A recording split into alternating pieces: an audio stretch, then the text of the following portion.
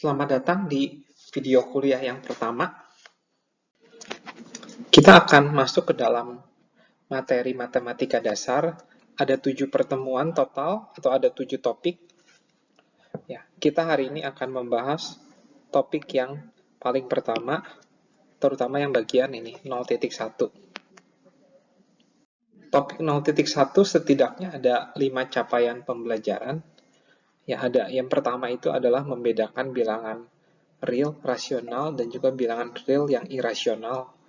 Nah, terus membulatkan bilangan real itu gimana caranya, terus menghitung sebuah ekspresi matematika, menyederhanakan, dan yang terakhir, kita akan belajar tentang bilangan mutlak. Kita akan masuk ke materi kita yang pertama, yaitu apa itu bilangan real. Sebelum kita berkenalan dengan bilangan real, kita akan belajar dulu mengenai bilangan asli.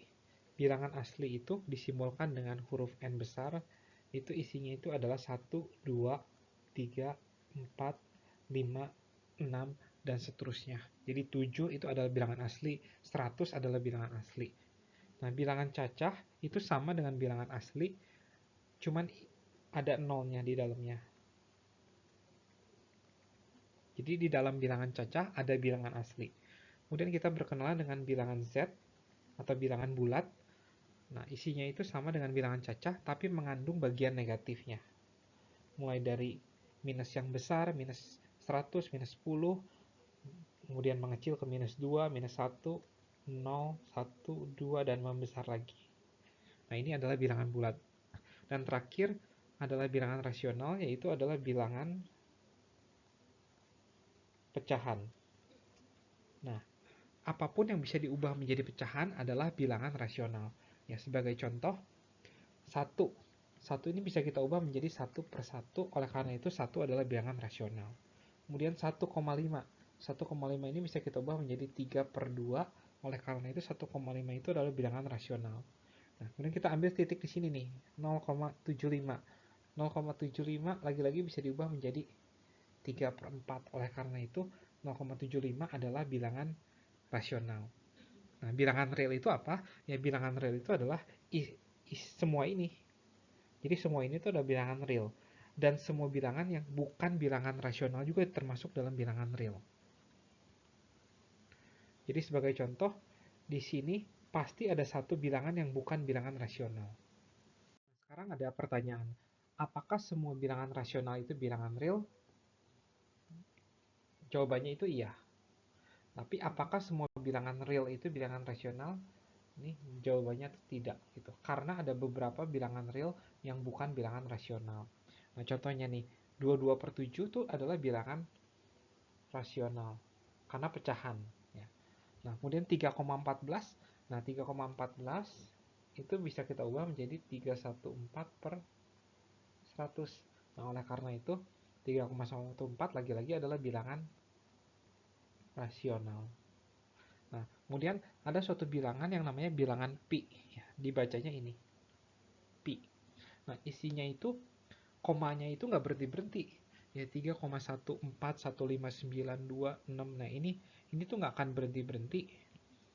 Nah, ini saya cuma tampilkan 100 digit pertamanya, tapi sebenarnya komanya itu masih lanjut terus, nggak berhenti-berhenti. Nah, ini adalah bukan bilangan rasional. Karena pi itu nggak bisa jadi pecahan gitu. Jadi apa per apa itu tidak bisa. Oleh karena itu pi itu bukan bilangan rasional.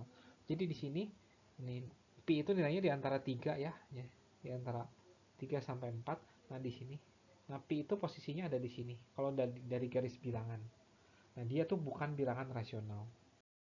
Materi selanjutnya adalah bagaimana membedakan suatu bilangan desimal itu bilangan rasional atau bilangan irasional. Ya, jadi kalau bukan bilangan irasional, bukan bilangan rasional itu sering disebut namanya irasional.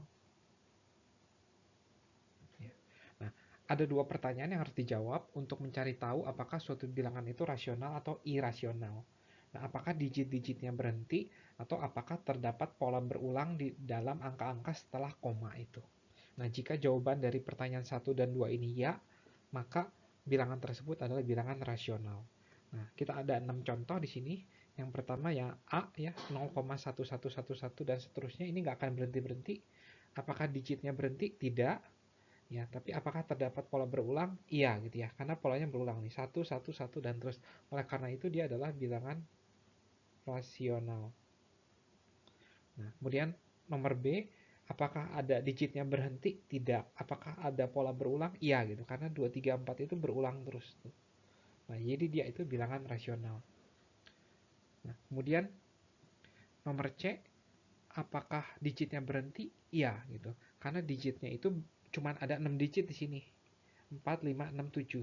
Oleh karena itu, dia itu termasuk bilangan rasional juga. Nah, kemudian nomor D. Nomor D ini adalah suatu bilangan desimal yang nggak berhenti-berhenti nih komanya nih. Nggak berhenti-berhenti komanya.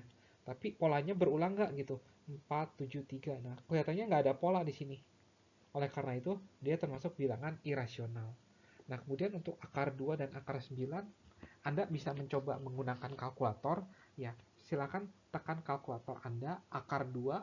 Nah, itu jawabannya itu adalah angka-angka desimal yang tidak ada polanya dan digitnya pun tidak akan berhenti. Oleh karena itu, akar 2 ini adalah bilangan irasional.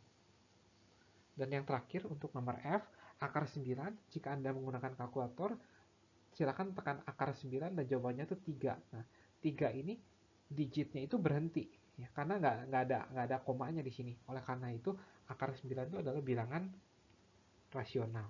Nah, ini adalah 6 contoh yang bisa membantu Anda untuk membedakan apakah suatu bilangan itu rasional atau tidak rasional. Topik berikutnya adalah bagaimana membulatkan suatu bilangan desimal. Nah, ada dua cara dalam membulatkan suatu bilangan desimal. Yang pertama itu adalah truncation dan yang kedua itu rounding. Truncation itu artinya memotong. Jadi truncation itu memotong. Nah, kalau rounding itu ya membulatkan sih. Nah, tapi membulatkan dengan cara yang smart gitu ya. Memotong juga sih sebenarnya. Memotong dengan smart gitu. Nah, ada contoh nih untuk Anda bisa belajar. Nah, contoh cobalah untuk membulatkan ini bilangan ini 1,67136 sampai satu angka di belakang koma. Nah, dengan menggunakan truncation itu sama sekali nggak susah karena kita cuma pengen sampai satu angka di belakang koma, ya udah sisanya buang gitu doang. 1,6 gitu. Nah, tapi untuk melakukan rounding, membulatkan dengan cara rounding, Anda harus sedikit berpikir gitu.